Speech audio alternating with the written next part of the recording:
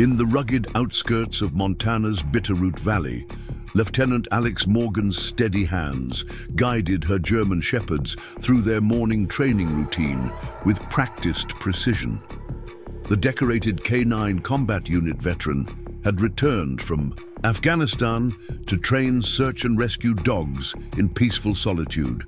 But when the infamous Steel Serpents motorcycle club thundered onto her remote mountain property, they saw only a lone woman with some pets. That assumption would prove to be their worst nightmare. The crisp autumn morning painted the surrounding mountains in shades of russet and gold as Alex led her dogs through advanced tracking exercises. At 36, her athletic frame and purposeful movements spoke of years of military discipline, though few in the sleepy town of Pine Ridge knew the true extent of her service record. The classified documents and commendations locked in her gun safe told a different story.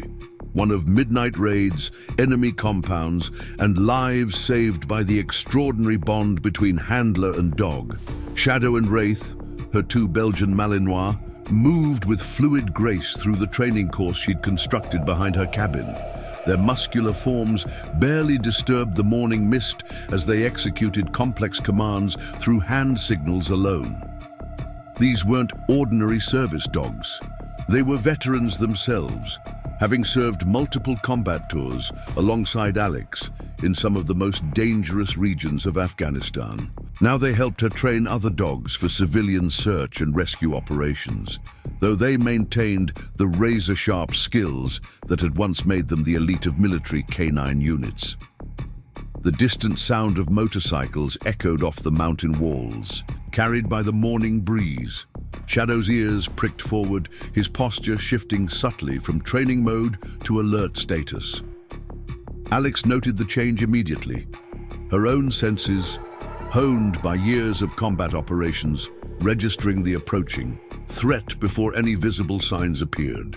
Through the morning haze, she could make out a column of dust rising from her access road, accompanied by the growing thunder of multiple high-powered engines.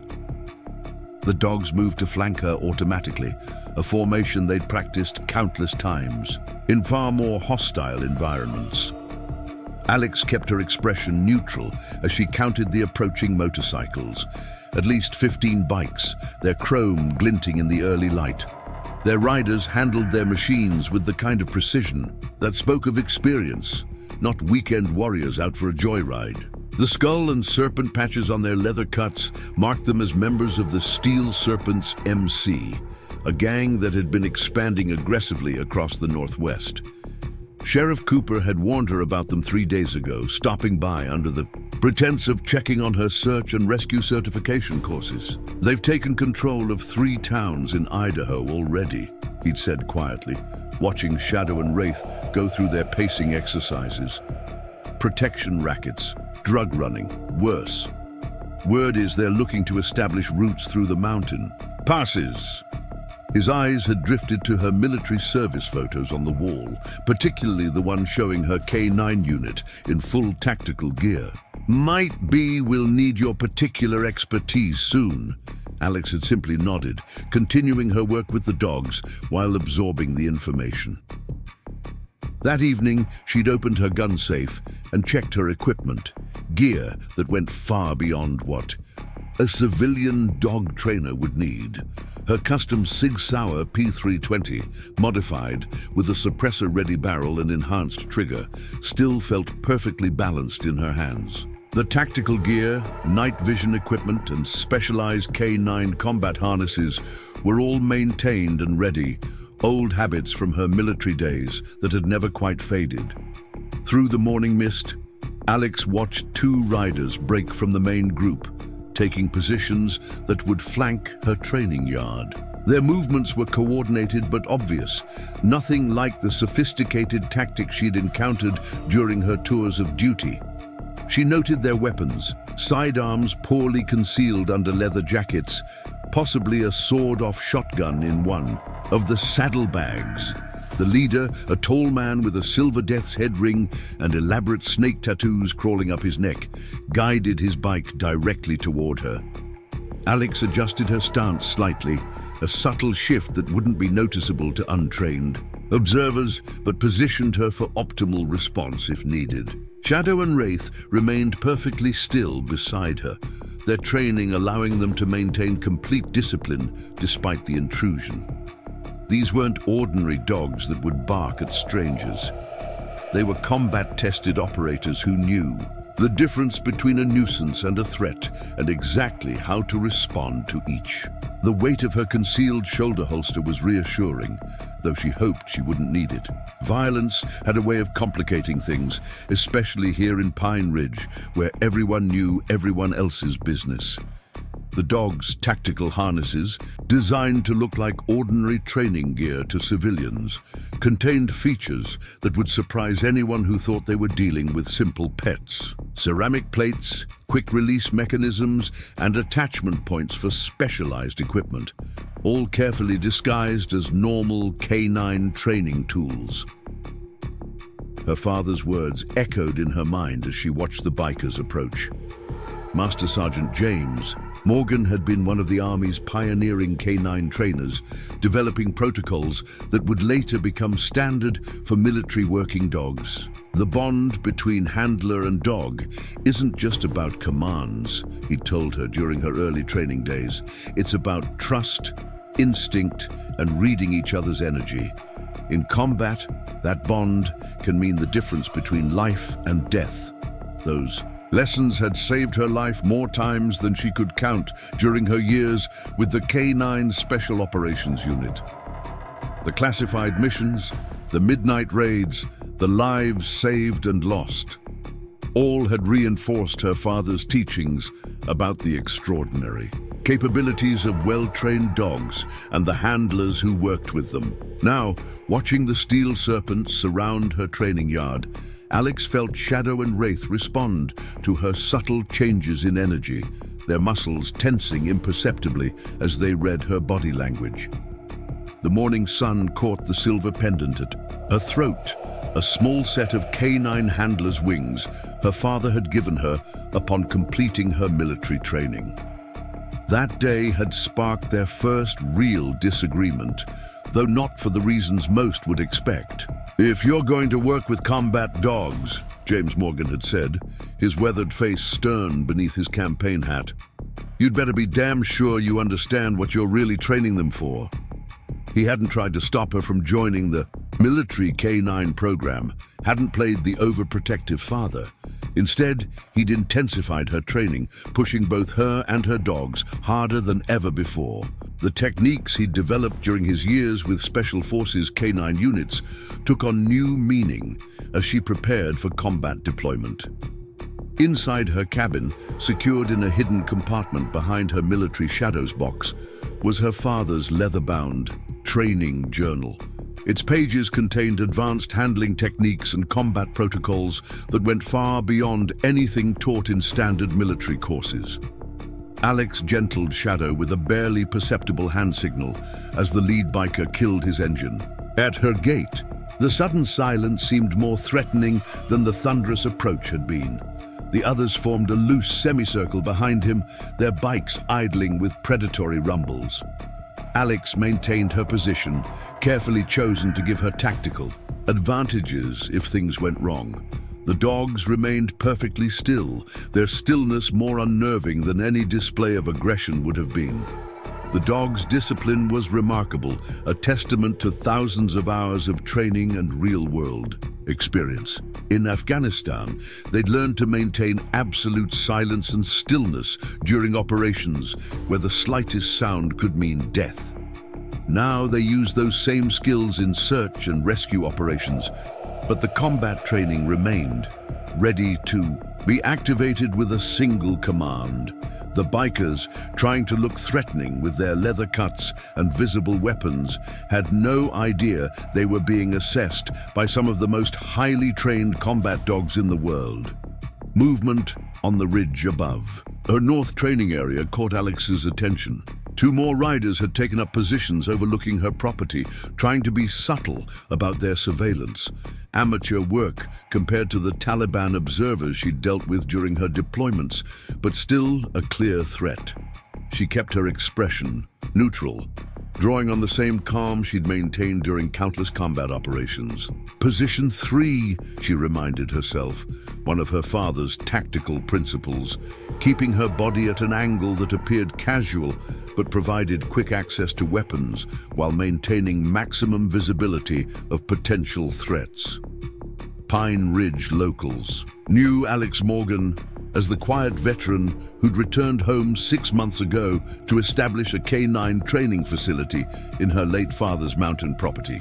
They saw her at the local diner grabbing coffee, at the hardware store buying supplies for her training courses, and occasionally consulting with the sheriff's department on search and rescue operations.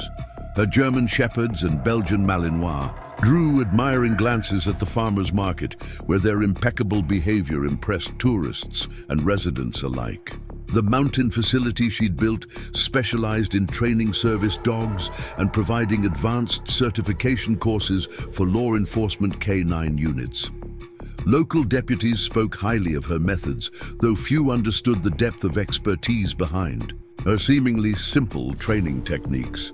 The official story was that she'd served as a military K9 handler before transitioning to civilian work. What they didn't know was that she'd commanded the most successful Special Operations K9 unit in recent military history. Her return to Pine Ridge had been carefully planned. After her last deployment had gone sideways, resulting in the loss of 2 team members and her unit's existence being scrubbed from official records, she'd needed somewhere quiet to regroup. The mountain property, with its isolation and strategic overlook of 3 major valley systems, provided the perfect cover for someone who understood the value of staying off the radar. Sheriff Cooper was one of the few who knew fragments of her real background. He'd been a rookie deputy when Alex was still in high school, watching her father train military working dogs for Special Forces units. Now, as the head of local law enforcement, he occasionally sought her expertise on sensitive cases, though always discreetly. "Your father taught you things that go way beyond standard K9 work," he'd say during their private consultations. "Shame you had to leave active duty. Your unit's reputation was legendary among those who knew." The K9 training facility occupied 20 acres of prime mountain terrain, with specialized courses designed to challenge both dogs and handlers. To casual observers, it looked like a well-equipped civilian training center.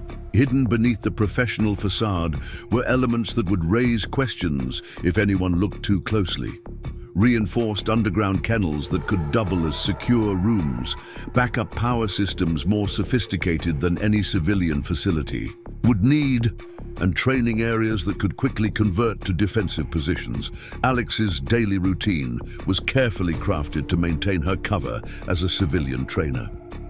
She rose before dawn to work with Shadow and Wraith, maintaining their advanced capabilities while keeping their most impressive skills hidden from clients. The morning sun would find her running her dogs through public training demonstrations, showing just enough expertise to be respected without drawing unwanted attention.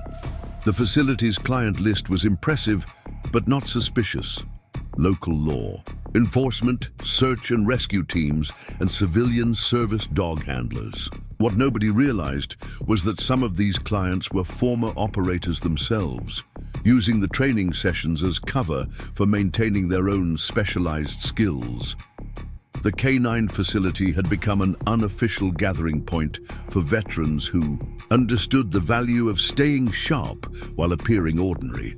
In the small town of Pine Ridge, population barely over 3,000, Alex had cultivated the perfect balance of visibility and privacy. She attended town council meetings when invited, offered free basic dog training workshops for local residents, and maintained cordial but distant relationships with her neighbors.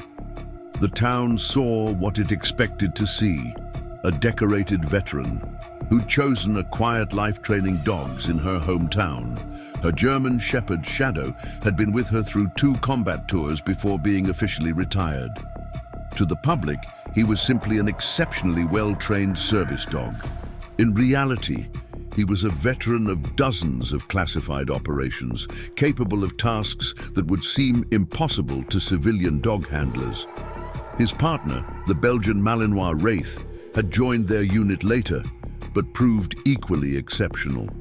Together, they maintained a level of training that went far beyond their apparent role as demonstration dogs for the facility. The property's perimeter was secured with what appeared to be standard security measures, cameras and motion sensors appropriate for a professional training facility. Beneath this visible security layer was a much more sophisticated system, one that would have seemed more at home in a military installation than a civilian dog training center. Early warning devices, hidden observation posts, and emergency protocols remained ready, maintained by habits formed during years of combat operations. Inside the main training building, behind a false wall in her office, Alex maintained a secure communication center. The equipment there could contact certain former team members who had also transitioned to civilian life, maintaining a network that officially didn't exist. The same skills that had made them exceptional operators now served them in watching for threats that civilian law enforcement wasn't equipped to handle. The locals, who brought their pets for basic obedience classes, never suspected that their instructor had once led K9 units through some of the most dangerous regions of Afghanistan. They saw her patience with untrained puppies, her gentle handling of nervous dogs, and her professional interaction with law enforcement K9 teams. The advanced tactical commands, the combat medical training for working dogs, and the specialized protective techniques remained hidden, ready if needed, but never displayed. Her father's training methods had shaped every aspect of her facility. Master Sergeant Morgan had understood that the most effective operators, both human and canine, were those who could adapt to any situation while appearing completely ordinary. The best assets, he'd say during their training sessions, are the ones nobody realizes are assets until it's too late. The facility's training records showed a successful but unremarkable business, civilian certifications, law enforcement continuing education, and search and rescue qualifications.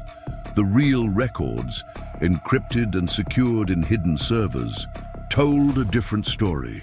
They detailed advanced combat techniques, specialized scent detection methods, and tactical operations that went far beyond civilian applications.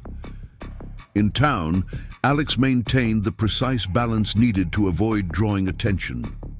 She bought local when possible, supported community events from a distance, and kept her interactions professional but limited. The coffee shop owners knew her usual order. The hardware store kept her preferred supplies in stock, and the local vet respected her expertise with working dogs. It was the perfect cover, a life built on truth but carefully curated to show only what others expected to see. The facility's clients included some of the most elite K9 units in the region, though few realized the full scope of training available. Law enforcement teams came for advanced certification. Search and rescue units learned specialized tracking techniques, and occasionally, through carefully protected channels, certain government agencies would send handlers for training that didn't appear in any official records. Alex's own training regimen with Shadow and Wraith maintained their extraordinary capabilities while appearing routine to observers. Their morning runs through the mountain trails helped maintain their physical conditioning. Their public training demonstrations showed enough skill to be impressive without revealing their true capabilities. The real training happened in the secure areas of the facility where combat-proven techniques were refined and maintained. The relationship between handler and dogs went far beyond the usual working dog bond. Shadow and Wraith weren't just trained animals. They were combat partners who had saved her life multiple times. They understood commands in multiple languages, could operate in complete silence, and maintained absolute discipline under the most challenging conditions. Their public behavior was impeccable, giving no hint of their ability to switch instantly from friendly service dogs to lethal operators. The mountain property's location offered natural advantages that Alex had carefully enhanced. The surrounding terrain provided excellent visibility of approach routes while making surveillance of the facility difficult.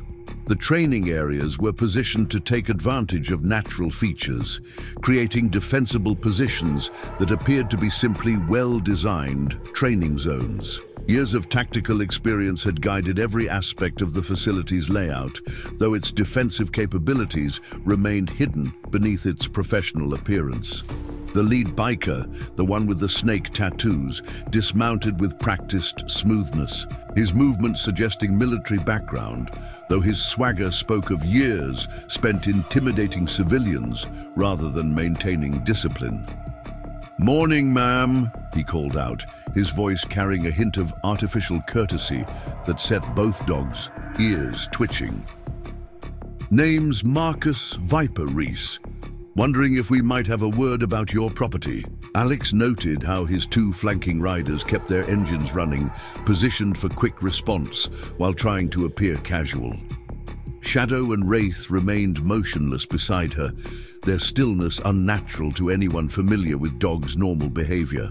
Through years of training, they'd learned to read her energy, and right now she was projecting calm, while every sense remained alert for potential threats. "Miss Morgan," she replied, keeping her tone neutral but firm. "This is private property, and I'm in the middle of a training session." She observed how Viper's lieutenant, a heavily muscled man with a scarred face and military bearing, scanned the training yard while pretending to check his phone. His eyes lingered a fraction too long on certain areas, evaluating sightlines, noting potential cover, assessing tactical positions. The morning sun cast long shadows across the training yard as Viper approached the fence, his confident stride suggesting he was used to people backing down at his mere presence. "That's exactly what we're here to discuss, Miss Morgan. Times are changing in these parts. Had some trouble lately with rival gangs moving through the area. Folks getting hurt, property damaged." He gestured expansively at her facility. "Be a shame if anything happened to such a nice training center." Behind him, two more riders casually dismounted, moving to positions that would flank Alex if she approached the fence. Their leather cuts bore patches indicating they were enforcers. The club's designated muscle, one carried what appeared to be a chain wrapped around his left fist, while the other's jacket bulged slightly, suggesting a concealed weapon. "I appreciate the concern," Alex said, allowing a slight tremor in her voice, letting them think it was fear rather than controlled anger. "But I have good relationships with local law enforcement. Sheriff Cooper is a close friend." Through her peripheral vision, she noted two more bikes moving to cover her facility's secondary access road. Their positioning was amateur but effective. Standard intimidation tactics meant to make the target feel surrounded. A low chuckle rippled through the group. Viper's smile never wavered, but his eyes hardened. "Sheriff's a good man, sure, but he's just one man. Can't be everywhere at once. Now we're offering a legitimate business opportunity here. Protection, extra security, maybe even some help with those expensive kennel upgrades you've been planning." Alex recognized the pattern from intelligence briefings about organized crime groups during her military service. Start with legitimate-sounding offers, escalate to threats, break anyone who resists. What interested her more was how they knew about her planned kennel expansion. Someone in town was feeding them information. "You've got some impressive animals there," Viper continued, studying Shadow and Wraith with what appeared to be genuine interest. "Military trained, if I'm not mistaken. Belgian Malinois, same breed we used in the Marines for patrol work." His casual mention of military service was calculated, meant to establish common ground while subtly demonstrating that he'd done his homework. Through her training sessions with search and rescue teams, Alex had learned that Pine Ridge's isolation made it a natural corridor for illegal activities. The mountain passes provided routes that were difficult to patrol, perfect for organizations looking to move products without detection. The Steel Serpent's sudden interest in her property made strategic sense.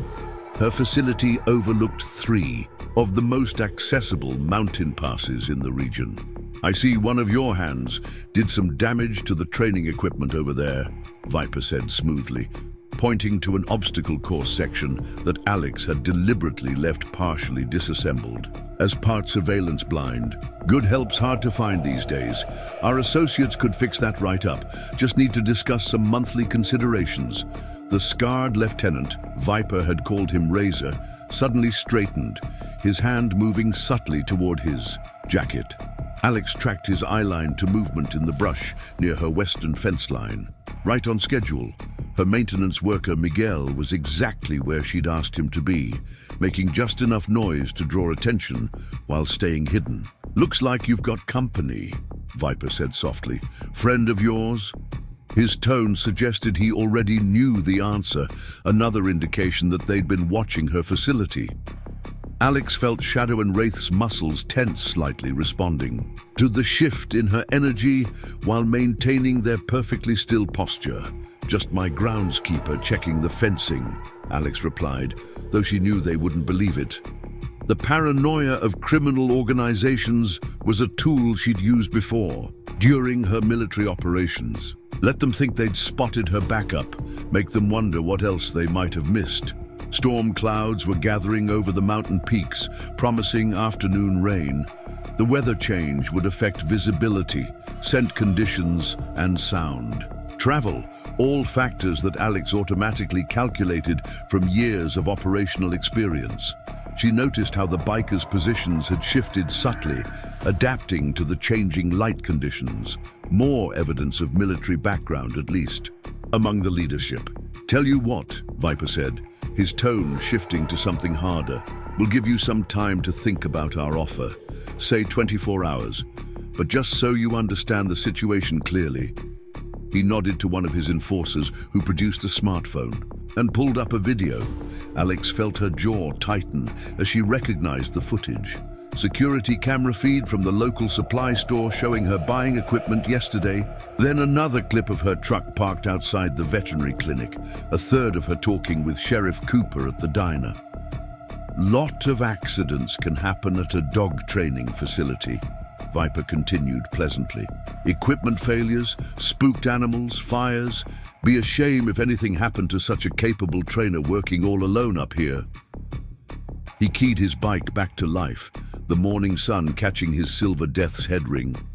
"We'll be back tomorrow for your answer. Hope you make the smart choice." As if on cue, the 2 outlying riders revealed themselves on the ridgeline, silhouetted dramatically against the gathering clouds. The intention was obvious, a show of force meant to demonstrate their control of the situation. Alex fought back a smile. Their positioning was straight out of amateur gang tactics, nothing like the actual tactical deployments she'd coordinated during combat operations. The bikers roared away in a cloud of dust and bravado, leaving Alex alone with her. Dogs and thoughts. She watched them go, her mind already cycling through scenarios and countermeasures. Shadow and Wraith remained in position, waiting for her signal to stand down. Years of combat operations had taught them to maintain absolute discipline until explicitly released. The Steel Serpents had made several critical mistakes in their show of force. They'd revealed too much about their surveillance capabilities too quickly, demonstrated a clear military background that could be traced, and most importantly, they'd assumed her fear was genuine. As the dust settled from the biker's departure, Alex remained motionless, her mind cycling through years of tactical training and combat experience. Miguel emerged from his position near the western fence line, moving with the quiet efficiency that had made him valuable both as a maintenance worker and as her eyes and ears in the local community. Like Alex, he carried his own secrets, 20 years as a Marine Corps dog handler before retiring to what he'd hoped would be a quieter life. The morning sun cast long shadows across the training yard as Alex processed the Steel Serpents' not-so-subtle threats. Through the facility's hidden security system, she tracked the bikers' departure, noting their precise route and formation. Shadow and Wraith remained at alert status, their bodies still but their senses fully engaged, monitoring their environment with combat-trained precision. They had spotters on both ridges, Miguel reported in his characteristic low voice, the same tone he'd used during night operations in his Marine Corps days. High-end optical equipment, radio gear, more sophisticated than your typical motorcycle gang hardware. He moved closer, his experienced eyes scanning the surrounding terrain for any lingering observers. Alex nodded, processing this intelligence while maintaining her outward appearance of concern. "Military grade?" she asked, though she already suspected the answer. The Steel Serpents' equipment and tactics suggested access to resources beyond typical criminal organizations. "Latest generation," Miguel confirmed. "Thermal imaging, encrypted comms, the kind of gear that doesn't show up in civilian surplus stores." His expression darkened. Their observation posts were well chosen too. Clear fields of fire, good coverage of approach routes. Someone in their organization knows what they're doing. The classified nature of her previous unit's operations meant that few records existed of their achievements. The commendations and mission reports locked in her safe told only part of the story. Midnight raids in Taliban strongholds, counter-terrorism, operations across multiple theaters, training programs that had revolutionized military K9 tactics. Now, those same skills would serve a different purpose. Shadow's ears suddenly pricked forward, detecting something beyond human hearing range. Alex had learned to trust her dog's instincts implicitly. They'd saved her team countless times during combat operations. She gave a subtle hand signal, and both dogs moved silently to flanking positions, their training allowing them to shift from calm to combat-ready in an instant. "They're maintaining surveillance," Miguel confirmed, pretending to check a nearby fence post while actually scanning the tree line with practiced expertise. Two observers on the North Ridge, another team watching the access road. Professional rotation schedule, maintaining constant coverage. Alex's mind raced through tactical scenarios, drawing on years of operational experience. The Steel Serpents weren't just another criminal organization. Their leadership had military training, sophisticated equipment, and a level of discipline that suggested something bigger at play. "They'll have researched me," she mused aloud, though keeping her voice low enough that only Miguel could hear. "The question is how deep they managed to dig." Her official record was carefully crafted. Honorable discharge as a military K9 handler, modest decorations, nothing that would draw undue attention. The real story, buried under layers of classification and carefully maintained cover stories, was far more interesting. Her unit had been the testbed for advanced K9 combat tactics, developing techniques that went far beyond traditional military working dog roles. The morning's confrontation had revealed more than the Steel Serpents intended. Viper's casual mention of Marine Corps K9 experience, his lieutenant's tactical awareness, the quality of their surveillance equipment, all pointed to an organization with serious backing. "They're too well equipped for a regional motorcycle gang," Alex noted, her tactical mind assembling the puzzle pieces. Miguel nodded grimly. "Cartel connection, maybe? We've seen them using former military contractors before." He referred to their shared experiences dealing with sophisticated criminal organizations during their service years. Would explain the resources, the professional approach. Shadow and Wraith maintained their alert status, their training allowing them to remain perfectly still while monitoring their surroundings. These weren't ordinary military working dogs. They were the product of an advanced program that had pushed the boundaries of what was possible with K9 operators. Their capabilities went far beyond what anyone would expect from service dogs. Alex moved toward the training building, maintaining the appearance of someone rattled by threats, while her mind worked through counter-surveillance options.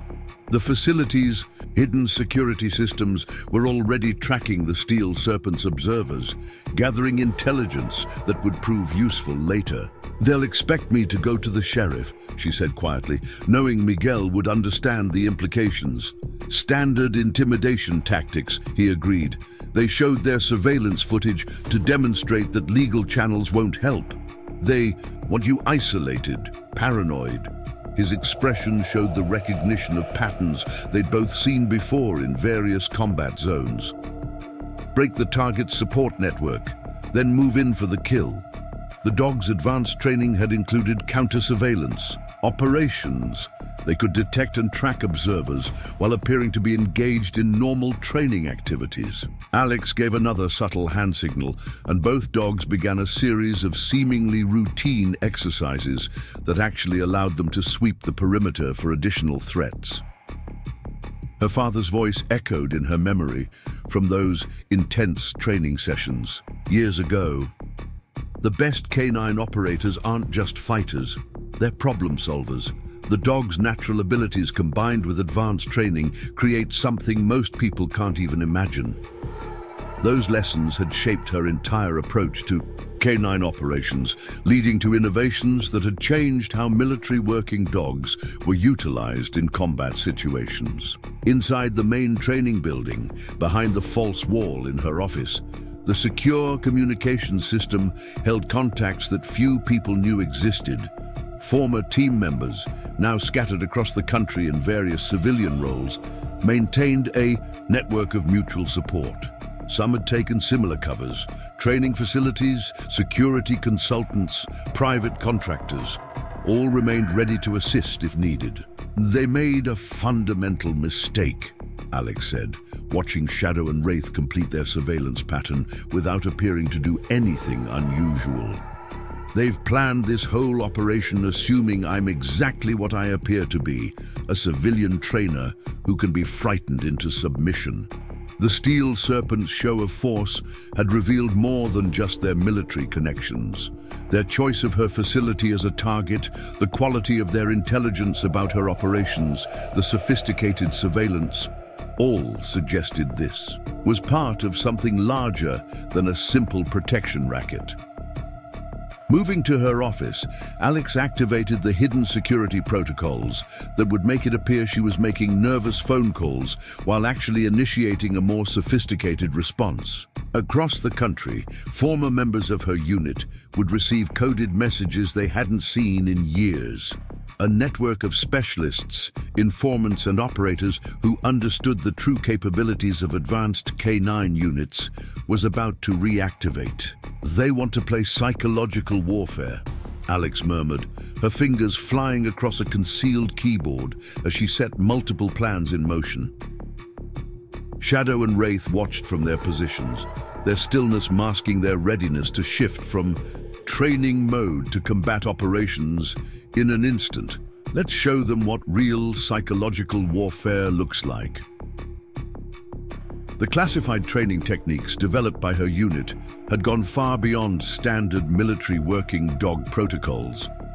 They'd pioneered methods for integrating canine operators into complex tactical operations, utilizing the dog's natural abilities in ways that seemed impossible to traditional handlers. Those same techniques, combined with years of combat experience, were about to be deployed in a very different kind of operation. "Viper wants to give me 24 hours to consider his offer," Alex said, her voice taking on the commanding tone that had once directed some of the most successful canine combat operations in recent military history. "That's 24 hours he's giving us to turn his own operation against him." The dog's ears perked up, responding to the shift in her energy. They recognized the tone she used before combat operations. The afternoon sun cast long shadows over Pine Ridge's Main Street as Alex pulled her weathered Ford pickup into a spot in front of the local diner. Every move now was calculated, knowing the Steel Serpents observers would be watching. The slight tremor in her hands as she checked her phone, the worried glances over her shoulder, the nervous adjustments to her collar, all carefully choreographed. Signs of a woman under pressure. Shadow and Wraith sat alertly in the truck's extended cab, their posture perfect, but appearing casual to untrained observers. To most people, they looked like well-trained service dogs accompanying their handler. In reality, they were scanning the street with combat-honed senses, noting positions, movements, and potential threats. Audience engagement break. Before we get deeper into what happened next, tell us where you're watching from. Drop a comment below, and if this story about a former K9 combat handler touches you, make sure you're subscribed. Tomorrow's video will reveal something you won't want to miss about military working dogs that will blow your mind. Return to story. Inside the diner, Ellen Chen's sharp eyes caught Alex's entrance immediately. The elderly owner had been running this establishment for 30 years, and nothing happened in Pine Ridge without her knowledge. She was also one of the few people who knew Alex's real background, having treated injured military working dogs during her previous career as a combat veterinarian. "The usual, Alex," Ellen called out, her voice carrying just enough sympathy to suggest she'd heard about the morning's visitors. News traveled fast in small towns, exactly as Alex was counting on.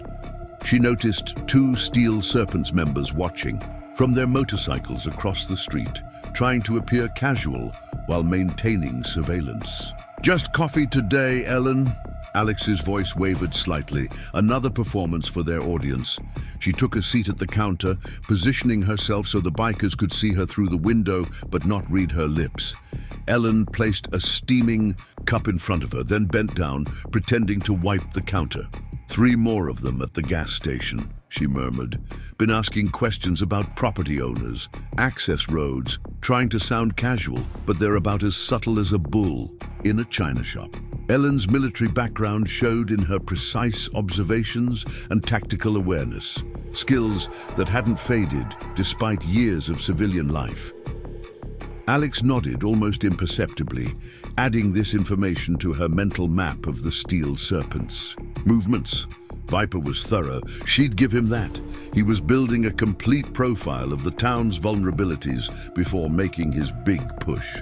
Through the diner's windows, she could see Shadow and Wraith maintaining their alert but casual posture in the truck, their presence reassuring any observers that she was just a nervous dog trainer worried about threats. The diner's door chimed as Sheriff Cooper entered, right on schedule. They'd arranged this meeting via their old emergency channel, a specific pattern of training equipment arranged in her facility's front yard that would look random to anyone else, but conveyed precise meanings to those who knew the code. "Miss Morgan," Cooper said formally, taking the seat next to her. His deputy's badge caught the afternoon light, a reminder of simpler times before he'd gotten tangled up in Alex's world of covert operations. "Heard you had some visitors this morning." Alex let her hands shake slightly as she lifted her coffee cup, playing to their audience outside. "They said they were offering protection services," she replied, her voice carrying just enough fear to be convincing. "But we both know what that means." Cooper nodded grimly, pitching his voice to Carrie. "I've dealt with their type before. They'll start small, vandalized equipment, spooked dogs, then it'll escalate. Best thing might be to sell before things get worse. I hear that developer from Phoenix is still interested." The mention of the Phoenix developer was their prearranged signal. Alex's contacts had confirmed that the mysterious buyer trying to acquire local properties was connected to Viper's operation. The Steel Serpents were just the visible muscle. Someone with serious money was behind their expansion. "I won't sell," Alex declared, letting anger and fear mix in her voice. "This facility, what we do here, it means something. I won't be bullied off my land." The performance was for multiple audiences. The obvious one, was the bikers outside, who would report back to Viper that his intimidation was working but hadn't quite broken her yet.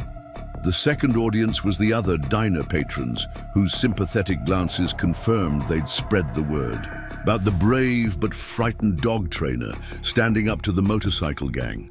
But the real message was for Viper's hidden partners. Alex's contacts had identified unusual financial movements through several shell companies based in Phoenix. Someone was buying up properties along drug trafficking routes, using the Steel Serpents as muscle to pressure holdouts into selling. Ellen refilled Alex's coffee, using the moment to slip a folded note under the saucer. To anyone watching, it would look like a receipt. In reality, it contained information from Ellen's network of chatty regulars, details about which local officials had been seen meeting with strangers, which businesses had suddenly paid off mysterious debts. "At least let me assign a deputy. Do keep an eye on your facility," Cooper offered, playing his part perfectly. They both knew the Steel Serpents would have counter-surveillance watching for law enforcement involvement. Alex stood, making a show of brushing away tears. "I need to think about it, all of it. I need time." As she left the diner, she stumbled slightly on the steps, a calculated move that made her appear vulnerable while allowing her to catch a glimpse of the reflection in her truck's side mirror. The two bikers were already on their phones, undoubtedly reporting her emotional display to Viper. What they couldn't know was that Alex's apparent moment of weakness had given her the perfect angle to photograph their bike's VIN numbers, captured by a miniature camera disguised as a service dog support pin on her jacket. The images would soon be running through federal databases thanks to her old contacts. Back in her truck, Shadow and Wraith maintained their perfect position, though their subtle shifts told Alex they detected additional observers during her time in the diner.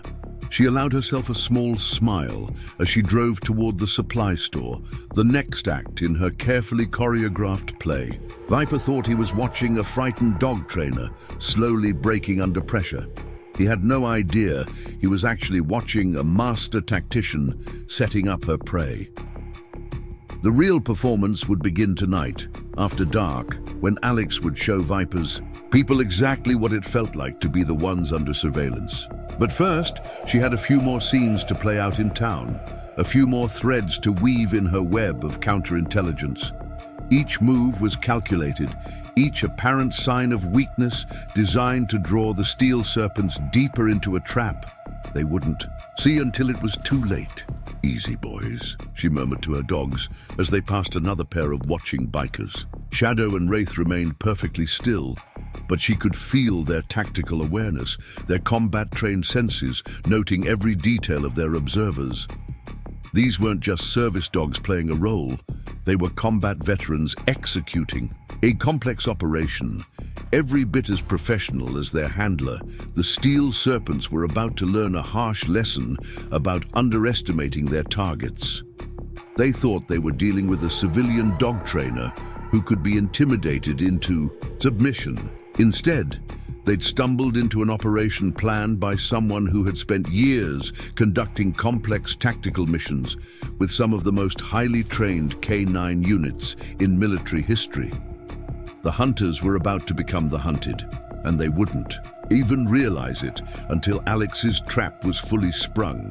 Darkness settled over the mountain facility like a heavy blanket, bringing with it the kind of absolute stillness that only mountain nights can achieve. From her hidden observation post in the hills above her property, Alex watched two Steel Serpents members attempting to covertly install surveillance cameras along her fence line. Their movements were practiced but predictable, exactly what she'd expect from men with military training but limited covert operations experience. "Team 2 in position," Miguel's voice whispered through her encrypted earpiece. He and 3 other former K9 combat unit members had arrived quietly throughout the day, slipping past the gang's surveillance using old mountain trails Alex had once used for advanced dog training exercises. "Copy that," Alex replied softly, her voice barely a breath. Through her military-grade thermal scope, she could see 4 more bikers patrolling the main road, their heat signatures bright against the cooling ground. Viper was taking no chances, maintaining a security perimeter while his tech team worked. Shadow and Wraith lay silently beside her, their combat training allowing them to maintain absolute stillness despite the intruders on their territory. "Remember, we're ghosts tonight," Alex instructed through her secure comms. "No contact, no traces." She had spent years training K9 units to track high-value targets who thought they were the hunters. She'd learned that the most effective weapon against overconfident opponents was their own sense of superiority. Tonight wasn't about confrontation. It was about planting seeds of doubt.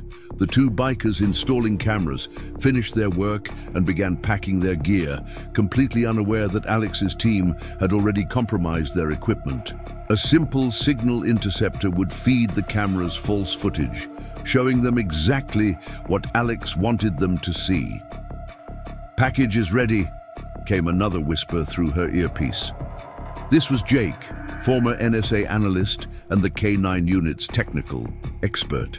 He'd spent the afternoon preparing their first psychological warfare package, a series of subtle disturbances designed to unsettle Viper's people without revealing their true opponent. Alex checked her watch. The timing had to be perfect. Execute Phase 1. Across the property, carefully hidden speakers came to life, broadcasting sounds just at the edge of perception. Footsteps that seemed to come from nowhere, whispered. Conversations that couldn't quite be understood. The distant sound of motorcycles that never appeared. Through her scope, Alex watched one of the patrol teams react to movement in their peripheral vision. High-speed drones painted in light-absorbing black, darting just at the edge of sight before vanishing. The men's body language shifted from confident to uncertain as they tried to track threats that seemed to evaporate like mountain mist. "They're calling it in," Miguel reported, monitoring their radio communications. "Getting spooked. Viper is ordering them to maintain position." Alex allowed herself a small smile. Viper's military background would be working against him now. He'd recognize these as tactical harassment techniques, but that would only make him more paranoid about who could be employing them. The next phase began precisely on schedule. The patrol team's radios began picking up fragments of old communications. Mission reports from Viper's military days, discussions of operations gone wrong, names of former comrades who'd met bad ends. Jake's data mining had provided plenty of psychological ammunition. "Sir, something's out here," one of the bikers said into his radio, voice tense. "Keep seeing movement, but thermals aren't picking anything up, like we're being hunted or something." Viper's response was immediate and harsh. "Maintain your positions. It's just ranch security, motion sensors or something. Don't let some dog trainer's setup spook you." But Alex had anticipated this. On cue, every electronic device the bikers carried, phones, radios, cameras, displayed the same image for a fraction of a second. The Steel Serpent's skull and snake emblem, but modified to show the skull with a canine bite mark. Gone so fast. They'd question whether they'd really seen it, but the seed was planted. Getting multiple reports of equipment malfunction, Miguel updated. They're rotating frequencies, trying to clear what they think is interference. Alex keyed her mic. Move to Phase 3. This was the most delicate part of the operation. Her team had spent the afternoon placing ultra-thin wire at strategic points around the property, nearly invisible even in daylight, completely undetectable. At night, as the patrol teams moved to investigate another round of phantom sounds, they triggered the wires. The effect was subtle, but devastating. Small puffs of dust rose around their feet, mimicking the signature of someone walking just ahead of them. When they moved to investigate, they'd find nothing but trigger more wires, creating the impression of being surrounded by invisible observers.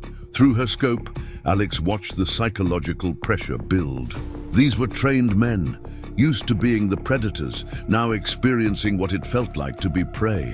One of them fired at a shadow, the shot echoing through the canyon. Viper's voice immediately crackled over their radios, demanding discipline, but the damage was done. They're pulling back, Miguel reported with satisfaction. Viper is ordering them to regroup at their compound. He's telling them it was a professional psychological operation, says someone's trying to make them look amateur. Shadow and Wraith shifted slightly beside Alex, their combat training allowing them to recognize the success of their mission without breaking position. Perfect, Alex whispered. Viper would spend the night analyzing every detail, looking for a high-level tactical team, never suspecting that a simple dog trainer could orchestrate this level of counter-surveillance. His paranoia would lead him to search for threats in all the wrong places, while Alex prepared her next move. As the Steel Serpents retreated, Alex's team began collecting their equipment, leaving no trace of their presence. By dawn, there would be no evidence of anything unusual, just unexplained equipment malfunctions and rattled nerves. Through their secure cameras, they watched Viper's people question everything, their confidence shaken by an enemy they couldn't identify. All teams withdraw, Alex ordered. Maintain observation from fallback positions. Let's see how Viper handles his first taste of being the hunted instead of the hunter. Shadow and Wraith remained perfectly still, their military training, allowing them to maintain absolute discipline despite the excitement of a successful operation. Dawn painted the mountains in shades of rose and gold as Alex reviewed the night surveillance footage with her team. They'd gathered in the facility's hidden command center, converted from an old underground training room beneath the main building. Multiple screens showed different angles of the Steel Serpents' retreat, their confident swagger replaced by tactical withdrawal under pressure. "Viper's not taking it well," Jake reported, monitoring communications from his laptop. The former NSA analyst had aged since their combat days, but his skills had only sharpened. "He's been on secured calls all morning. Keeps mentioning something called Operation Sandstorm. Ring any bells?" Alex's expression tightened. It was a classified operation in Iraq, specialized K9 infiltration unit. Viper must have been part of it. She paused, remembering details from old mission briefings. They were compromised, lost. Several dogs and handlers. Official report blamed faulty intelligence, but rumors suggested internal betrayal. "Perfect," Miguel said, understanding immediately. "He's already paranoid about betrayal. Last night's operation will have him looking for enemies inside his own organization." The team watched as Viper gathered his lieutenants at their compound, an old warehouse on the outskirts of town. Their body language told a story of tension, accusation, distrust. Alex's psychological operation had done more than rattle some nerves. It had struck at the heart of the gang's command structure. "They're pulling surveillance teams off local businesses," Jake noted, scanning intercepts, "consolidating forces around key locations. Viper thinks they're being targeted by a rival organization." Sarah allowed herself a small smile. "Which means the pressure on local shop owners will ease, exactly as planned. Time for phase 2. She turned to Miguel. "How's our friend at the bank?" Miguel's weathered face creased with satisfaction. "Ellen confirmed it. The Steel Serpents have been moving. Large sums through multiple accounts. But here's the interesting part. The money's not staying local. It's being wired to offshore accounts, then redistributed through a shell company in Phoenix." "The developer," Alex mused. Their investigation was revealing layers within layers. The Steel Serpents weren't just running a protection racket. They were part of a sophisticated money laundering operation. Viper might be the visible threat, but someone with serious financial and legal expertise was pulling strings behind the scenes. An alert flashed on Jake's screen. "Incoming! Viper's making a move. 3 riders headed toward town, another group taking the back road toward your facility." Alex nodded, recognizing the pattern. Viper's military training would demand a show of force after last night's psychological defeat. They'll try to reassert dominance, probably target someone they think is vulnerable, she analyzed. Jake, alert Sheriff Cooper. Miguel, get word to Ellen at the diner. Time to spring the next trap. Through their surveillance network, they watched Viper's riders split up. The team heading to town took up positions near the bank. An obvious attempt to intimidate the morning customers, but Alex's attention was on the group approaching her facility, led by Viper himself. He's not wearing his usual gear, Miguel observed. No helmet, lighter armor. He wants to look less threatening. Change of tactics. Alex agreed with the assessment. He's realizing brute force isn't working, so he'll try a more personal approach. Probably try to negotiate, play on my supposed fears. When Viper's group arrived at her facility's gate, they found Alex nervously pacing near the training yard, jumping at small sounds. The perfect picture of a woman on edge after a sleepless night. Her hands shook slightly as she approached. The fence, a detail Viper would certainly notice and misinterpret. Shadow and Wraith maintained positions that appeared casual, but gave them optimal coverage of the approaching threat. "Miss Morgan," Viper called out, his voice carefully modulated to sound concerned rather than threatening. "I think we got off on the wrong foot yesterday. Maybe we could talk, just you and me." Through her concealed earpiece, Alex could hear Jake confirming that Viper's backup teams were exactly where they expected, watching from concealed positions that weren't nearly as hidden as they thought. "I know about the security incidents last night," Viper said as he approached alone, though clearly confident in his backup. "Sophisticated stuff, not something a regular dog trainer would have access to. Makes me wonder if you've got friends we should know about." Alex let her eyes widen with apparently genuine fear.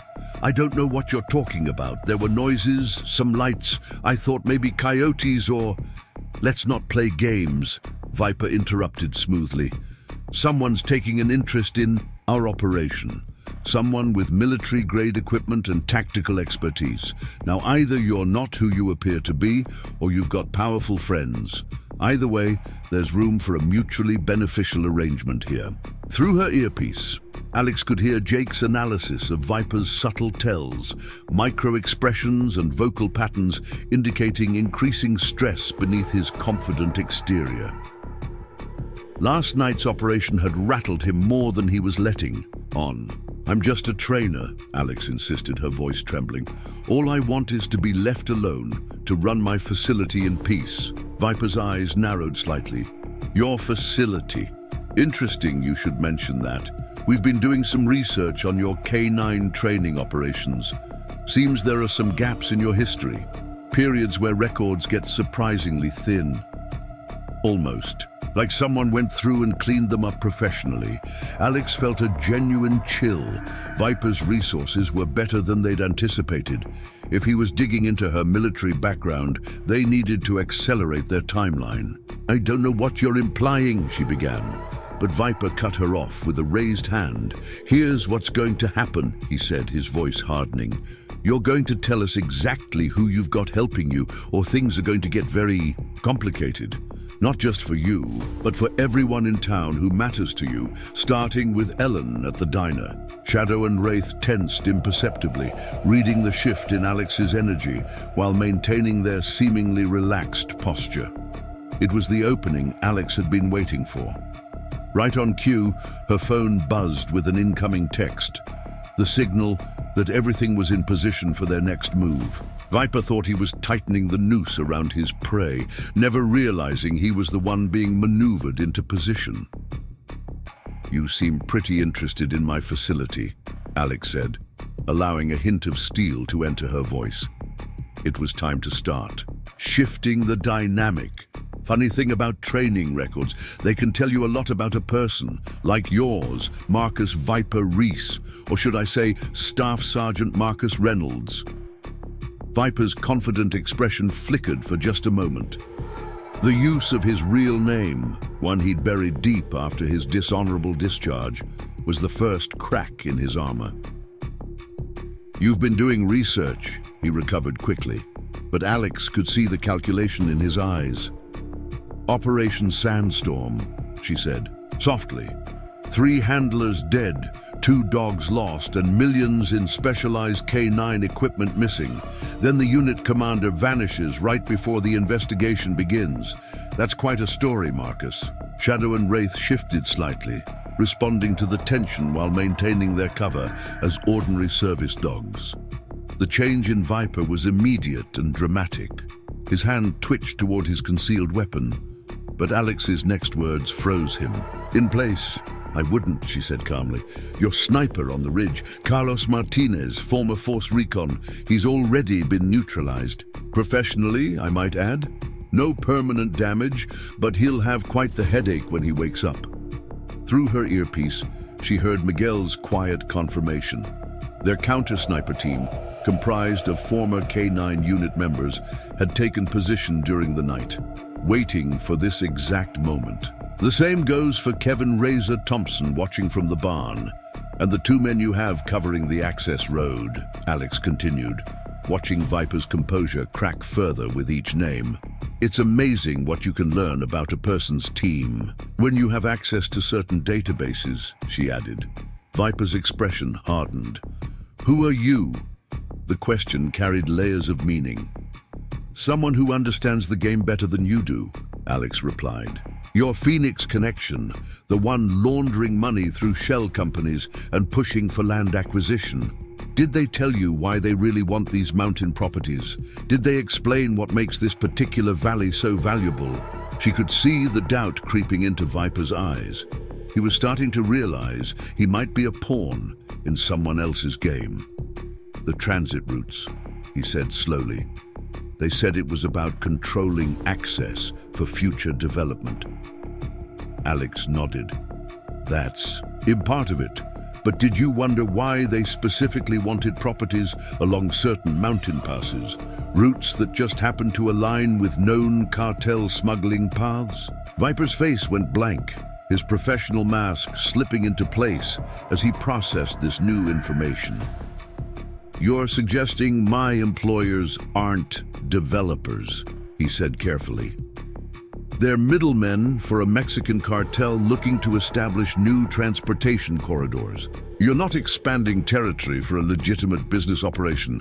You're helping El Lobo cartel set up shop in Montana." The name drop had the intended effect. El Lobo was notorious even among hardened criminals, known for betraying and eliminating partners once they'd served their purpose. "You're bluffing," Viper said, but uncertainty had crept into his voice. "This is some kind of psychological warfare." Alex smiled. "Like the operation that compromised your K9 unit in Iraq? The one that got your handlers killed because someone higher up sold you out? History has a way of repeating itself, Marcus." She could see the parallels clicking into place in his mind, the suspicious orders, the emphasis on specific properties, the pressure to move quickly without asking questions. "I can prove it," Alex continued, "just like I can prove where that missing K9 equipment from Operation Sandstorm really ended up. The same specialized gear that's been showing up in cartel operations across the border." Viper's radio crackled to life. "Boss, we've got trouble in town. Federal vehicles just pulled up at the bank." Alex watched the last pieces fall into place in Viper's mind. "That would be the Financial Crimes Unit," she said casually. "Apparently someone anonymously provided evidence of certain banking irregularities. Money laundering is still a federal offense last I checked." "You've been playing us," Viper said, anger and something like respect mixing in his voice. "From the beginning, the frightened trainer, the security breaches, the psychological pressure, it was all calculated. Shadow and Wraith remained perfectly still, but their combat-trained senses were fully engaged, ready to respond to any threat."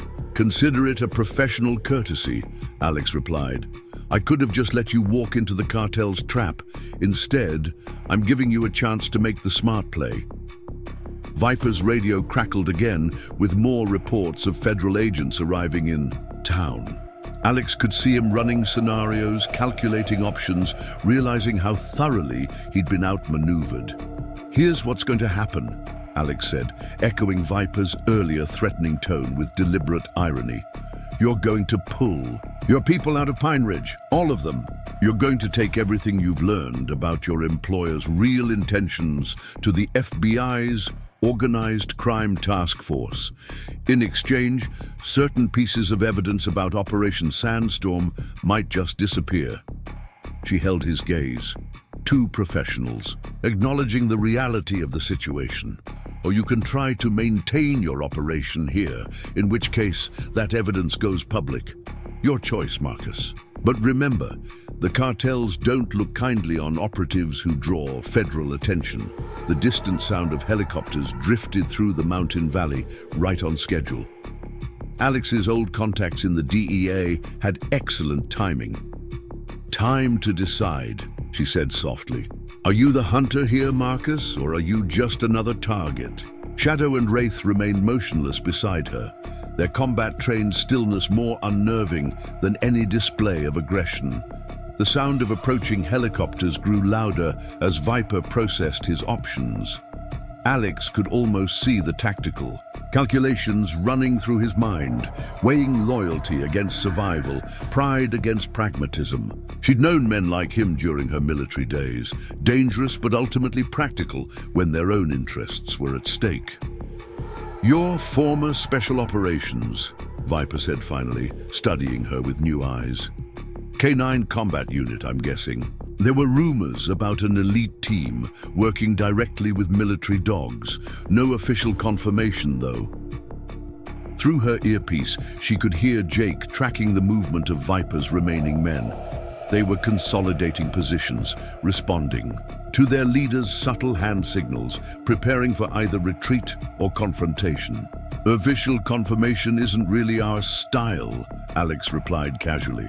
Shadow shifted slightly, picking up movement in the tree line that even Alex's trained eyes couldn't detect yet. "The night operations," Viper continued, professional respect creeping into his voice.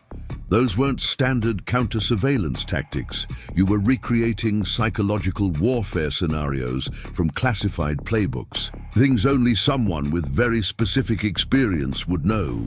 Alex allowed herself a small nod. "Like the techniques used to compromise Operation Sandstorm. Amazing how history repeats itself, right down to the part where someone higher up in the chain of command sets their own people up to take a fall."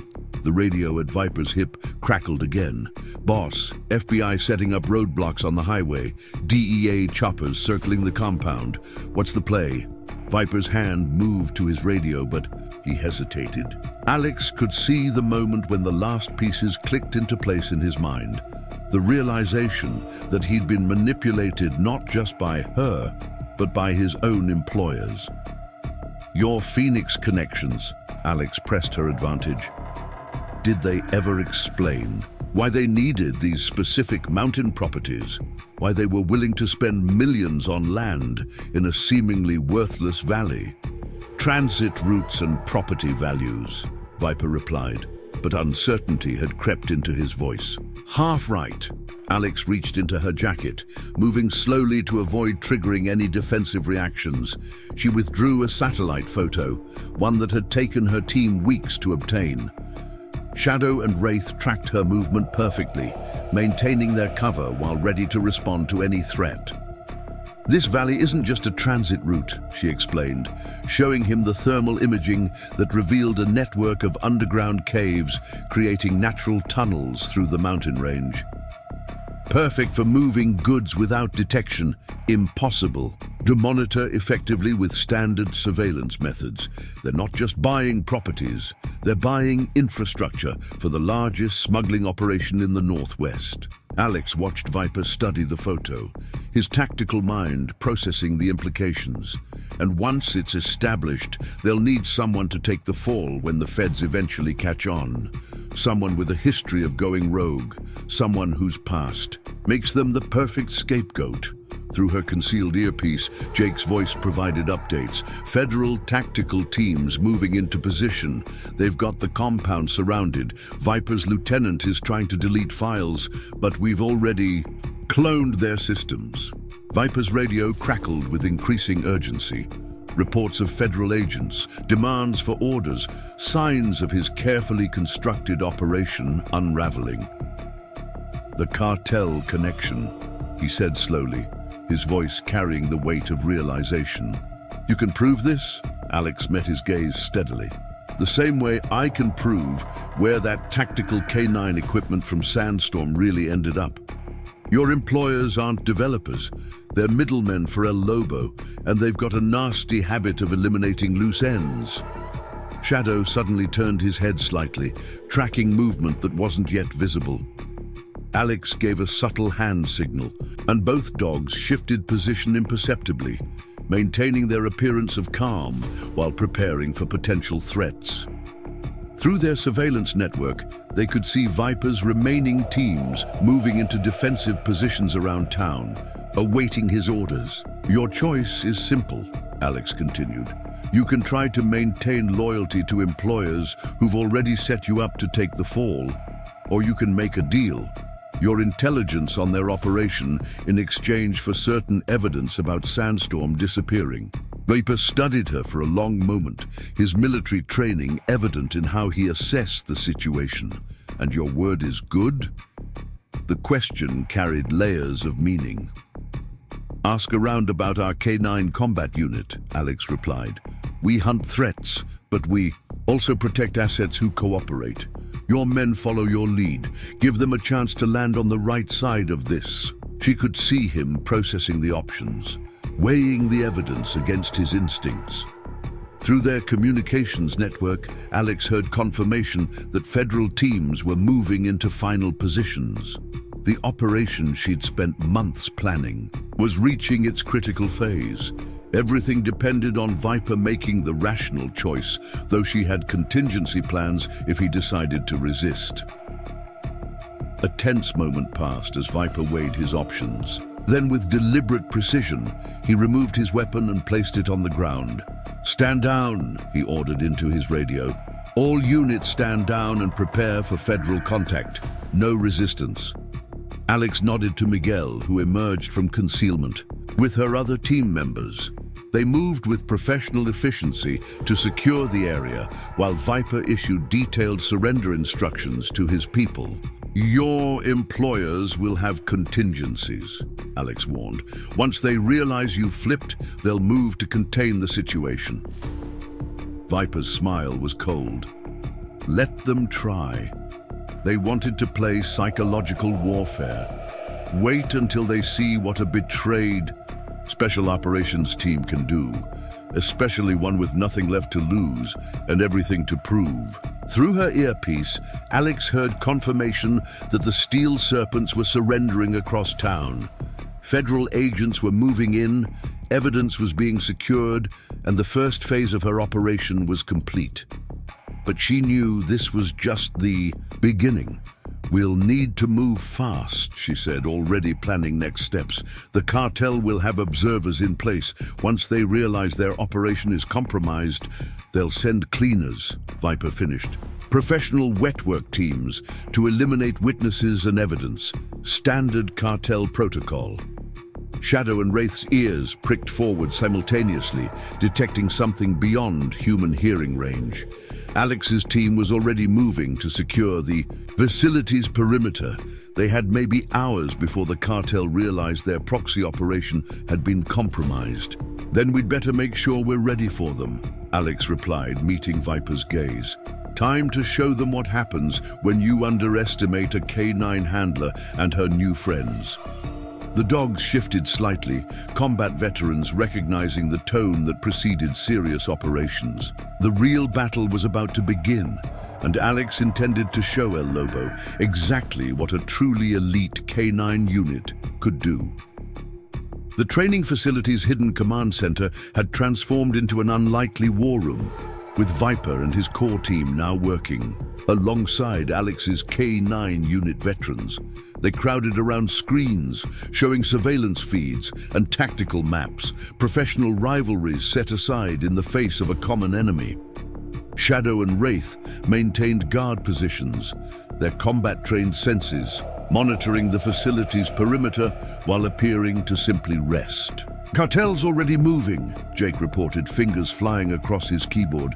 "Just intercepted communications from 3 private aircraft departing Mexico City. Flight plans say Phoenix, but their fuel loads suggest a different destination." Through the surveillance feeds, they watched federal agents processing the Steel Serpents compound, a carefully choreographed dance of law enforcement that would look perfect on paper.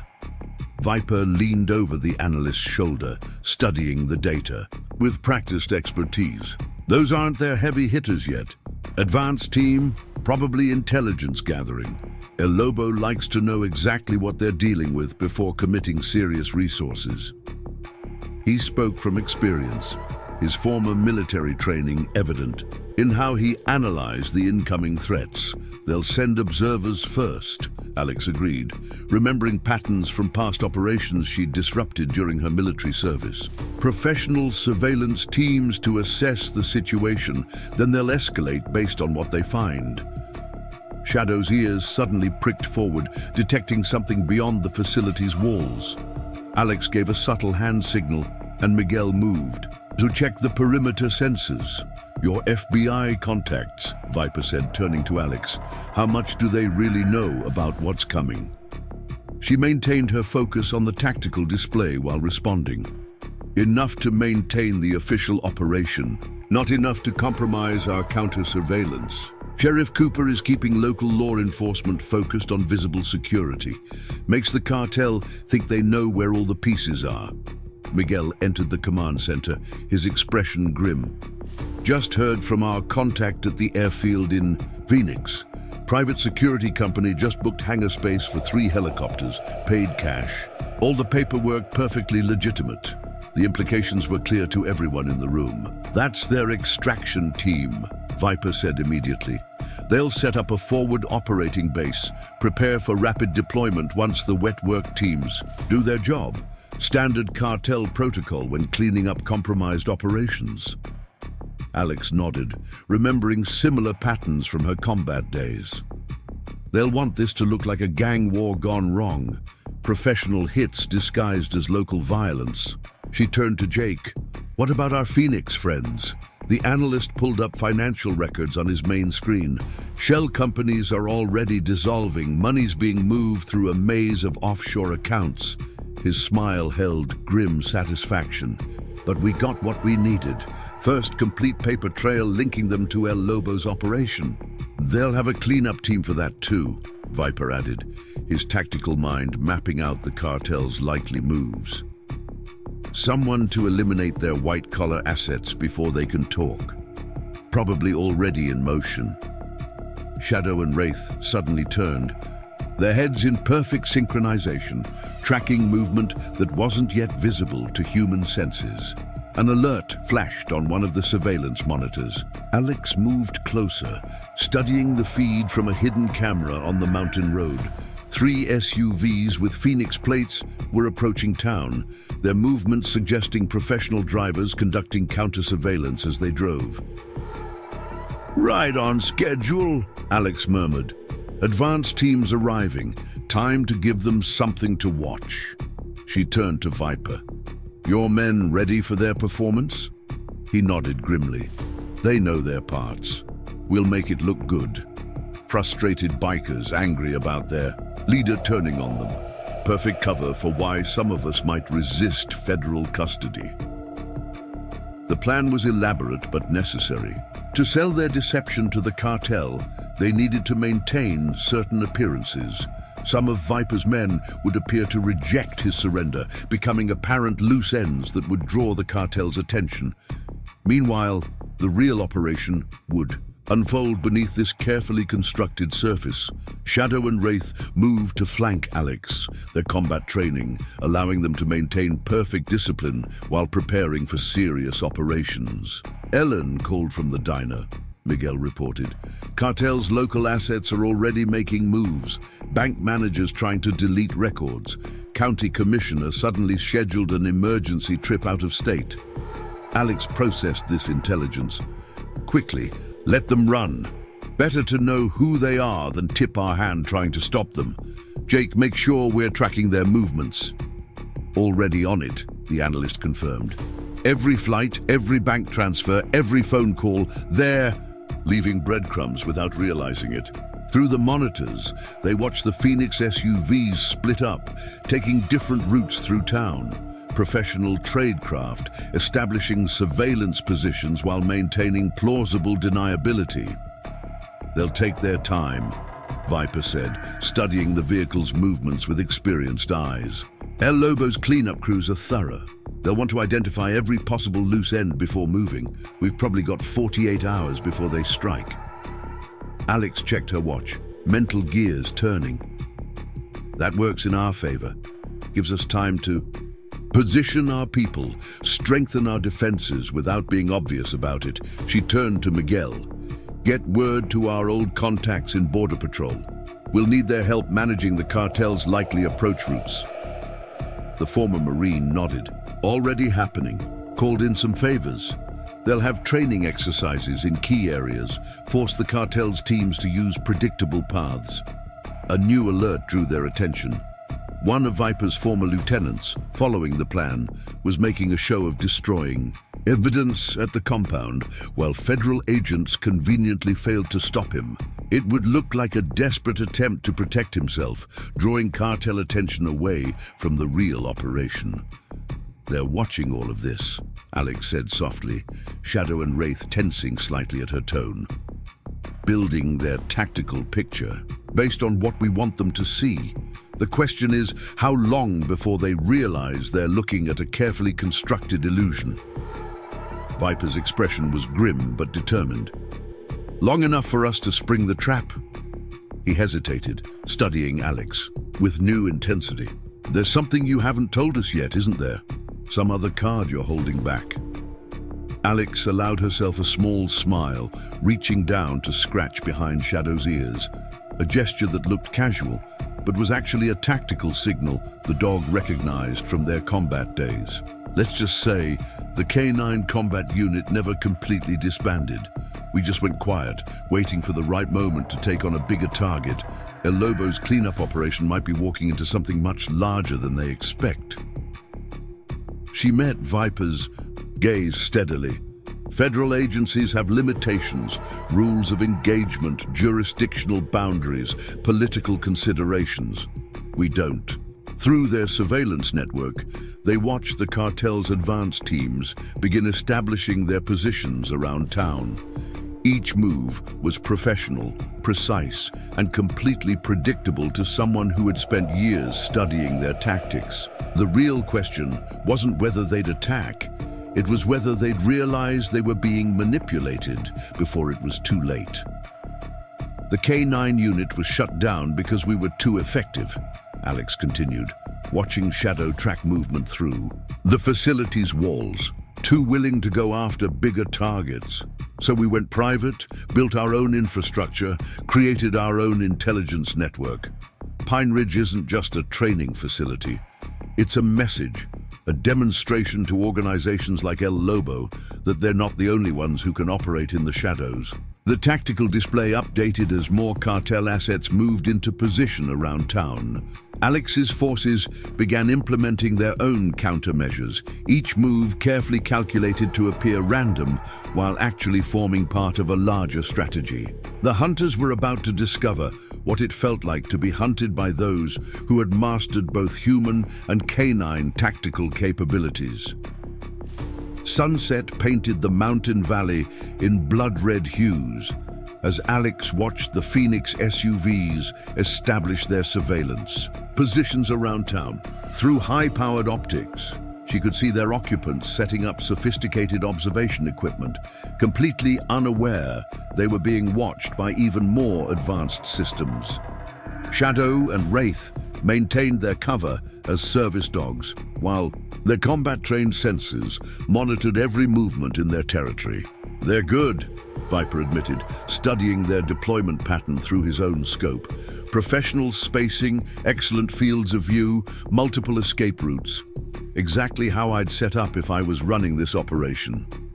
Alex nodded slightly, keeping her eyes on the cartel's advance team. That's what we're counting on. Professionals are predictable. They follow patterns, best practices. Makes them easier to manipulate once you understand their playbook. Below them, Pine Ridge was transforming. As night approached, federal agents maintained visible positions around key locations, making a show of processing evidence and interviewing witnesses. Viper's supposedly rebellious men made equally visible attempts to destroy records and evacuate certain buildings. Every move was choreographed to draw the cartel's attention exactly where Alex wanted it. Through her earpiece, Jake provided updates from the command center. They're starting their initial surveillance sweep, using top-end gear, thermal imaging, signal detection, the works.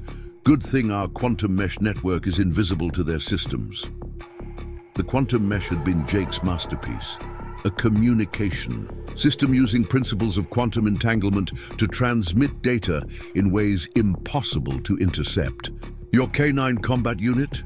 Viper said carefully, watching another SUV take position near the bank. The official story was that it was disbanded after a failed operation. Something about losing high-value targets and multiple casualties. Shadows. Ears twitched slightly at Alex's subtle change in energy, though the dog maintained its relaxed appearance.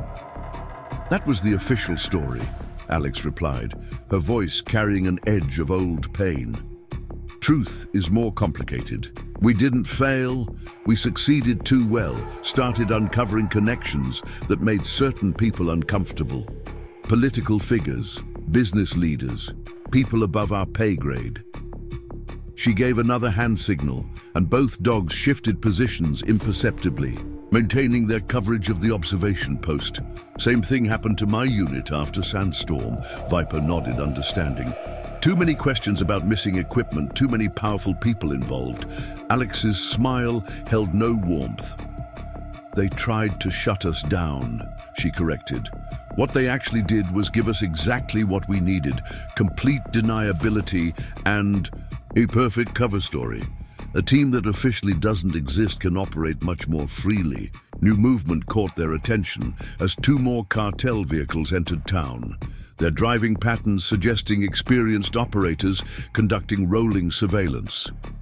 El Lobo's advanced team is implementing standard infiltration protocols, Viper analyzed.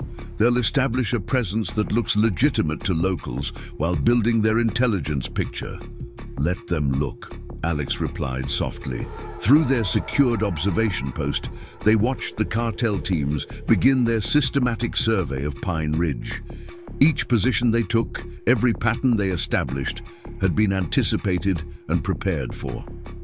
The more thorough they are, the deeper they'll embed themselves in our scenario. Jake's voice came through their comms again. Just intercepted their first intelligence report being sent back to Phoenix. They're flagging multiple anomalies in the federal response pattern. Your choreographed law enforcement deployment got their attention. This was exactly what Alex had planned, letting the cartel's professionals detect small inconsistencies that would drive them to look deeper. Shadows suddenly tensed, picking up movement that even the sophisticated surveillance equipment hadn't detected yet. Alex gave another subtle signal, and both dogs shifted their positions slightly, maintaining their cover while adjusting their tactical positioning. They're deploying their technical teams, Viper reported, watching through his scope, setting up sophisticated monitoring equipment around the primary targets. Time to give them something interesting to monitor, Alex replied. She keyed her radio using their quantum mesh network.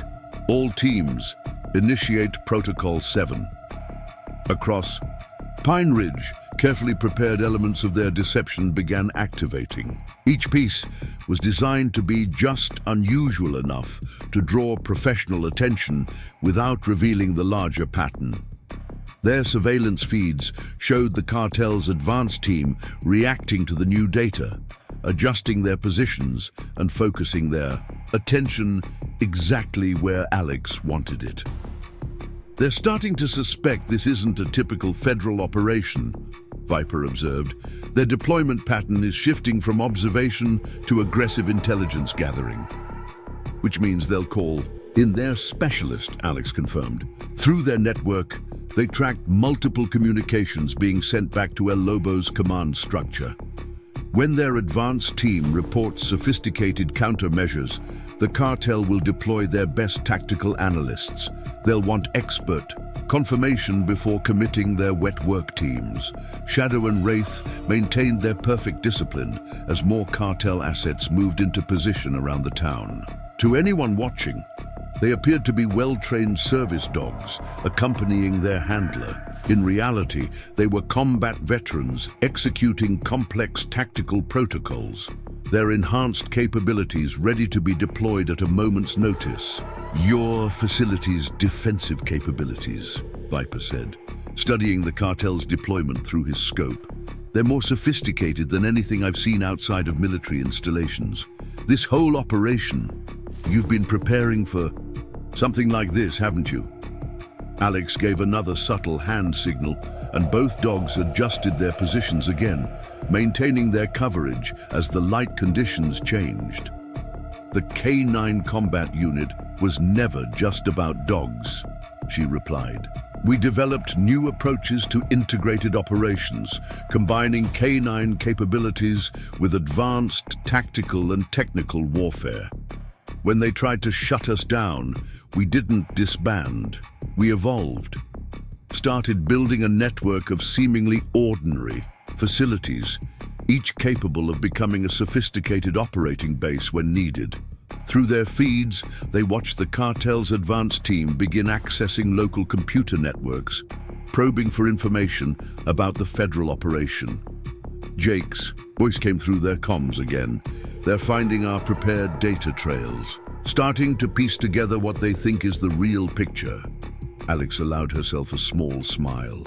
The cartel's professionals were following exactly the path she'd laid out for them.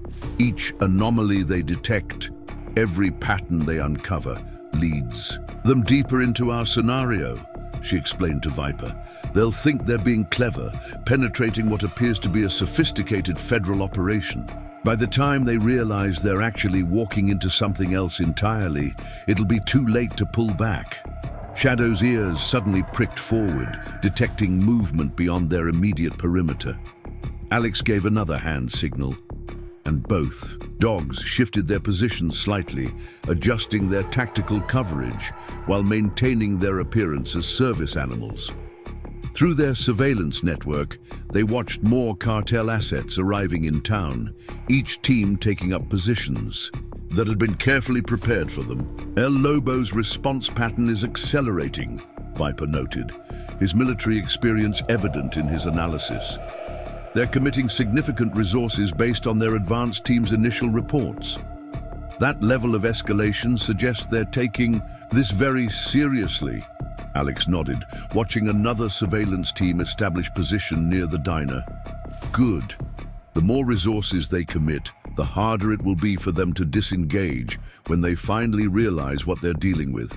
The tactical display in their observation post updated, showing the positions of all known cartel assets in and around Pine Ridge. Each team was professional, thorough, and completely predictable in their adherence to standard operating procedures. They were executing their protocols perfectly, never suspecting that their very professionalism was being used against them. "Your K9 unit," Viper said thoughtfully, watching another cartel team conduct a careful sweep of the area near his former compound. "You didn't just go private. You created something entirely new, didn't you? A shadow network capable of taking on organizations that think they're untouchable." Shadow and Wraith shifted positions again, responding to another subtle signal from Alex while maintaining their cover as service dogs. "Sometimes the best way to hunt predators is to let them think they're the apex hunters," she replied, giving another hand signal that both dogs acknowledged with imperceptible movements. El Lobo's about to learn that there are more dangerous things in these mountains than cartels. Through their surveillance network, they watch the cartel's advance team prepare their initial assessment reports. Each analysis, every conclusion they drew, would convince their leadership to commit more resources to what they thought was a sophisticated federal operation. None of them realized they were actually being drawn into an elaborate trap, designed by someone who had mastered both human and canine tactical warfare. They'll send their specialists soon, Alex said, watching another SUV take position near her facility. Someone who specializes in analyzing complex operations, probably former intelligence or special operations. When they arrive, every apparent weakness in our security, every gap in our coverage, will be carefully documented and analyzed. She gave another subtle signal, and both dogs adjusted their positions again, maintaining their tactical advantage while appearing completely ordinary. And every vulnerability they identify will be exactly what you want them to find, Viper finished, understanding dawning in his voice. You're not just setting up a tactical trap. You're creating an intelligence trap. One that will convince them they're in control right up until the moment you spring it. The cartel's specialist arrived in Pine Ridge exactly as Alex had predicted, quietly and unremarkably, in a rental car so perfectly ordinary it would have drawn attention from trained observers. Through their surveillance network, they watched him check into the Mountain View Motel under the name Dr. James Morrison, claiming to be an environmental consultant interested in local water tables. He's good, Viper admitted, observing through their feeds as the specialist conducted an initial walkthrough of the town that appeared casual but covered every tactical position they'd established. Shadow and Wraith remained motionless in their observation post, their combat-trained senses tracking multiple targets while appearing to simply rest beside their handler. Notice how he's using the store windows for reflection checks, Alex noted. Classic counter-surveillance, but so smooth. Most professionals would miss it. Through their quantum mesh network, Jake provided continuous updates on the specialist's movements. Every step was calculated, every pause serving multiple purposes as he built a mental map of Pine Ridge that went far beyond physical geography. He's already spotted 3 of our obvious surveillance positions, Jake reported, and he's deliberately not reacting to them, making us think they're still secure. Alex allowed herself a small smile. That's why we built those positions to be found. Each one contains carefully crafted evidence suggesting federal involvement. Let him think he's always one step ahead. The specialist's first stop was the local diner, a logical choice for someone wanting to gauge local dynamics. Through their hidden cameras, they watched him interact with Ellen, his seemingly casual conversation probing for information while his trained eye catalogued every detail of the establishment. Watch his eye movements, Alex directed her team through their secure comms. He's noting sight lines, customer patterns, security camera positions, building a pattern analysis that will confirm his suspicions about Ellen's background. Shadows. Ears twitched slightly, picking up movement beyond their immediate perimeter as more cartel teams converged on the area. Multiple cartel teams establishing containment positions, Miguel reported from his observation post. They're maintaining distance but setting up a loose perimeter, ready to move once the specialist completes his assessment. Alex had anticipated this.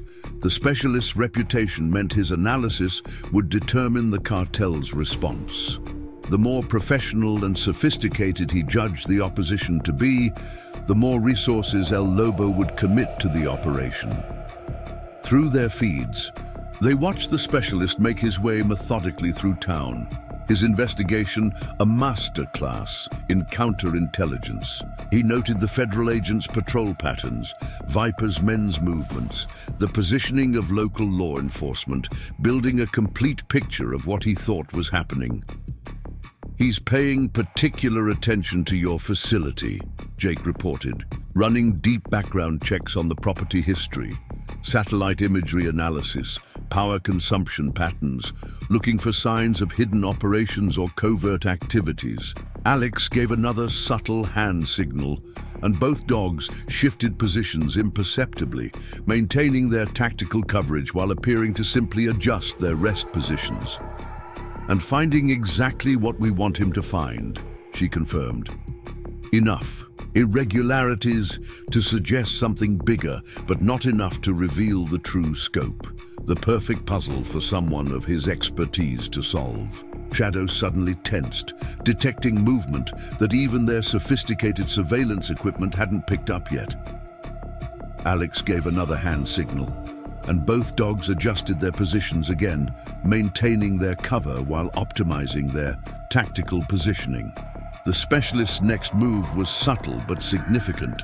He made a show of focusing his attention on the federal operation at Viper's compound, while actually directing his most sophisticated surveillance toward apparently innocent locations around town. "Classic misdirection detection technique," Viper noted with professional appreciation. "He assumes our obvious operation is cover for something else, so he's looking for the real centers of activity and finding them exactly where we prepared them to be found," Alex replied softly. Her team had spent months creating the perfect breadcrumb trail for someone of the specialist's caliber to follow. Each piece of evidence he discovered would seem more cleverly hidden than the last, building his confidence that he was successfully penetrating their deception. "He's requesting additional assets," Jake reported, intercepting more communications, specifically asking for their top infiltration teams and digital warfare specialists. "Says he's detected signs of a major federal task force operation using the Viper situation as cover. Through their surveillance network, they watched more cartel assets moving into position based on the specialist's initial analysis." "Perfect." Alex's smile held satisfaction. The more convinced he becomes of his analysis, the more resources they'll commit, and the harder it will be for them to back out when they finally realize the truth. Shadow and Wraith maintained their perfect discipline as more cartel teams established positions around Pine Ridge, each one taking up exactly the positions Alex had anticipated and prepared for. The specialist began establishing his own surveillance network, sophisticated systems designed to penetrate what he thought was their security. His tradecraft was impeccable, his methodology precise. To anyone else, his operation would have been virtually invisible. "He's building his own command and control network," Jake noted. "High-end equipment, quantum encryption, the works. Want me to penetrate it?" "Not yet," Alex directed. "Let him think it's secure for now. We only monitor what we planned for him to transmit. The specialist needs to believe he's in control of the intelligence flow. His reputation with El Lobo depends on it." Through their feeds, they watched him coordinate with newly arrived cartel teams, each one professional and precise in their operations. "His latest report just went out," Jake announced, monitoring the encrypted transmission. "He's officially convinced this is a major federal operation. Says he's identified at least 3 covert surveillance posts and suspects a sophisticated underground command center." Alex gave another subtle signal, and both dogs shifted positions slightly, maintaining their tactical coverage as the light. "Conditions changed. How close is he to the truth?" Viper asked, studying the tactical display where cartel assets continued to move into position around the town. Alex's smile was predatory. "He's exactly as close as we want him to be." Each discovery confirms his suspicions while leading him further from understanding what's really happening. The specialist's analysis had been comprehensive and professional, exactly what you'd expect from someone with his background. He'd detected the patterns they'd wanted him to find, drawn the conclusions his experience dictated, and was now preparing to spring what he thought was their trap. Through their surveillance network, they watched him direct his operation with practiced efficiency. "Multiple vehicles entering the county," Miguel reported through the secure channel. high-end SUVs and cargo vans moving in groups of 2 or 3, professional spacing and vehicle selection. Shadow's ears pricked forward, detecting the distant sound of engines before they were visible. Cartel's quick reaction force, Viper identified, recognizing the deployment pattern. Based on the specialist's assessment, they're bringing in their best operators. Elite teams, probably former military or intelligence services. Alex nodded, watching another vehicle take up position near her facility. Good. The more professional they are, the more predictable they become. The specialist is implementing standard counter-surveillance protocol, Jake noted, monitoring more intercepted. Communications. Establishing multiple observation posts, coordinating with infiltration teams, setting up communications jamming equipment. Through their feeds, they watch the specialist direct this complex operation with practiced efficiency. He's good, Viper admitted, professional respect evident in his voice. The way he's layering his assets, surveillance, counter-surveillance, quick reaction teams, it's textbook perfect. Alex gave another hand signal, and both dogs adjusted their positions again, maintaining their tactical advantage while appearing completely ordinary. If this were a normal federal operation, his approach would probably work, she replied. That's exactly what we're counting on. The better he is at his job, the more convinced he'll become that he's identified our true capabilities, and the harder El Lobo will commit to the cleanup operation. The tactical display updated as more cartel assets arrived, each new team taking up positions that seemed to give them tactical advantage. Positions that Alex's team had spent months preparing for this exact scenario. The specialist is requesting satellite coverage, Jake reported. High-resolution imagery of the entire area. He wants to identify any hidden facilities or covert movement patterns. Let him have it, Alex directed. The satellite feeds will show exactly what we've prepared for them to see. Enough pattern activity to convince him he's dealing with a major covert operation. Shadow suddenly tensed, detecting movement beyond their immediate perimeter. Alex gave another signal, and both dogs shifted positions imperceptibly, maintaining their cover while adjusting their tactical positioning. Through their surveillance network, they watched the specialist coordinate with his infiltration teams, each group highly trained and well-equipped, moving with the kind of precision that came from extensive special operations experience. They're probing our outer security, Miguel reported. Testing response patterns, looking for gaps in coverage, very professional approach, and finding exactly the kind of resistance they expect from a federal operation, Alex confirmed. Each probe reveals another layer of what they think is our security, making them more certain of the specialist's analysis. The quantum mesh network sensors tracked the cartel teams as they established their positions around town, each location they chose having been carefully prepared with subtle signs of federal surveillance that would reinforce their assumptions. If you're enjoying this gripping tale of expert K9 handlers and cartel operations, make sure you're subscribed. Tomorrow's video will reveal never-before-shared tactics used by military K9 units that will completely change how you view working dogs. Drop a comment below telling us where you're watching from, and if you know someone who loves dogs or military stories, share this with them. They'll thank you later. And speaking of tomorrow's special video, I've saved something extra exciting for you. You won't want to miss how these elite K9 combat units train their dogs to perform tasks that seem almost impossible. Hit that notification bell to make sure you don't miss it.